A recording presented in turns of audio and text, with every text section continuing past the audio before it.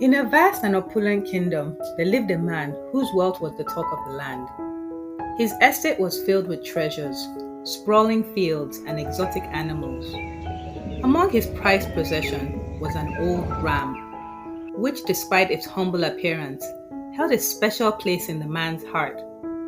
This ram was old and weary, but had been a faithful companion for many years. The man had three sons: Caleb, the eldest, known for his strength and ambition; Elias, the middle son, clever and practical; and Auta, the youngest, whose gentle and kind nature often went unnoticed.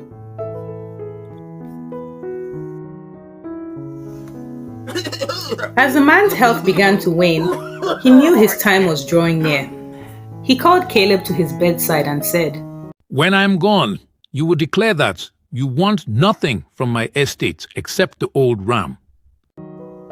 Caleb, puzzled and somewhat disdainful, replied, "Father, we are blessed with so much wealth. Why would I settle for just an old ram?" The father sighed and nodded, accepting Caleb's response. He then summoned Elias, repeating the same instructions. Elias, practical and shrewd, responded similarly. "There is so much treasure here. Why should I settle for only the ram?" Once again, the father accepted the answer with a heavy heart.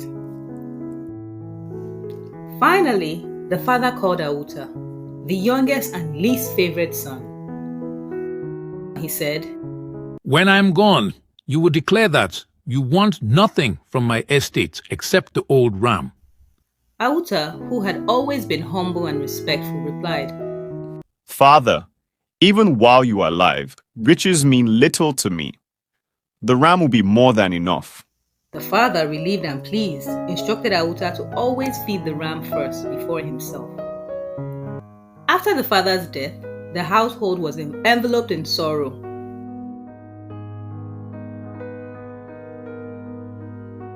Caleb and Elias, eager to claim their inheritance, quickly seized the wealth and treasured. Auta, however, took only the old ram and departed from the estate. The townfolk whispered about Auta's seemingly foolish decision, but he remained steadfast in his choice. Auta's journey was fraught with trials. His first destination was a village suffering from a severe drought. The villagers, desperate and exhausted, had little left to offer. They welcomed Auta with what meager provisions they had. Auta, true to his promise, gave the ram a portion of the precious water first before he drank. The villagers, despite their own dire circumstances, were touched by Auta's generosity and offered him a place to stay. Although grateful, Auta knew he needed to continue his journey. As Auta traveled further, he arrived at the edge of a dense, mysterious forest. There he met Myla, an old herbalist who lived in solitude. Myla's home was modest and she had little to offer, but she welcomed Auta and the ram. In gratitude, Auta shared his sparse provisions and helped Myla care for her ailing dog. Myla, recognizing Auta's kindness, gave him a vial of magical potion. "This potion reveals hidden truths and guide you on your path," she said. With the potion in hand, Auta ventured deeper into the forest, guided by the ram and the magic of the potion. They emerged into a mountain village, embroiled in a fierce conflict. The village was divided between two factions, one led by the formidable warrior Arik, and the other by the wise elder Thalia. The conflict had caused great strife and division amongst the villagers. The ram, guided by the potion's magic, led Auta to a hidden cave.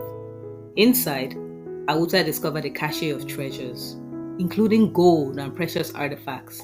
He returned to the village and presented the treasures to both Arik and Thaila, easing their conflict and bringing peace to the village.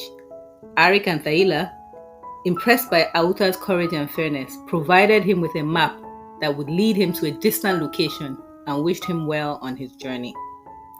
Following the map, Auta arrived at a remote, humble hut where a weaver lived with his two wives. The weaver's first wife, Ingrid, was known for her haughtiness. and disdain for those less fortunate. The second wife, Lila, was kind-hearted and compassionate. The weaver himself was torn between his two wives, showing favoritism towards Ingrid. Lila, despite having little, welcomed Auta's warmly and offered him a simple meal made from the small amount of corn she had. True to his promise, Auta gave the meal to the ram first before eating himself. That evening, Ingrid complained about the stranger staying the night and questioned the need for more food. The weaver, recognizing Lila's kindness, allowed her to provide a modest supper for Auta, who once again prioritized the ram's need. During his stay, Auta learned more about the weaver's family. He discovered that Lila had a beautiful and kind-hearted daughter named Ilara. Ilara, despite her modest means, showed Auta warmth and kindness. As they spent time together, a gentle romance blossomed. They shared some stories of their lives and dreams, and Ilara's kindness touched Auta deeply. However, their budding romance faced challenges. The weaver, though grateful for the gift, remained conflicted.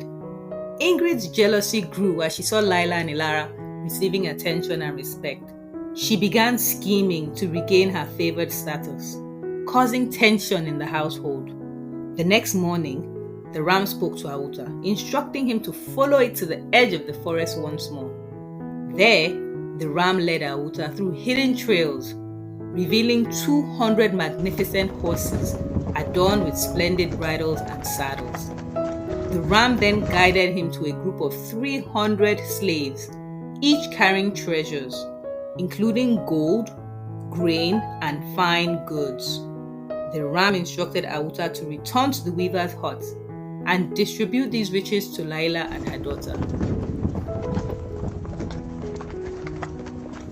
When Auta returned, the sight of the horses and treasures astonished Weaver and his family. The ram directed Auta to give all the horses and treasures to Lila, the unloved wife, as a reward for her kindness. Ingrid, witnessing the wealth being given to Lila, felt a surge of jealousy and regret. She tried to undermine Lila's happiness by sowing discord, but her efforts were in vain. Grateful for the newfound wealth and recognizing the value of kindness, the weaver offered his daughter Ilara's hand in marriage to Auta. The ram, however, insisted that Auta marry Ilara, the daughter of the unloved wife, as she had shown true compassion. The marriage was arranged, and Auta and Ilara were wed in a joyous celebration that united both families. In the aftermath of the wedding, Ingrid's schemes were exposed, and she was forced to confront the consequences of her actions. The weaver, having seen the true value of Lila and Ilara's kindness, made amends and reconciled with them. Auta and Ilara settled into a life of happiness and prosperity, their love growing stronger with each passing day. Their home was filled with warmth and joy, and the old ram was honored and cared for until it passed away, peaceful in its old age. The story of Auta and Ilara and the old ram became a cherished legend in the kingdom, celebrated for its lessons in kindness, integrity, and the reward of selflessness. It was a tale passed down through generations, a reminder of the power of compassion and the beauty of true love. Auta's journey, filled with trials and tribulations, showcases the virtues of honor and generosity. His love for Ilara, born out of genuine connection and respect, proved that true happiness comes from the heart.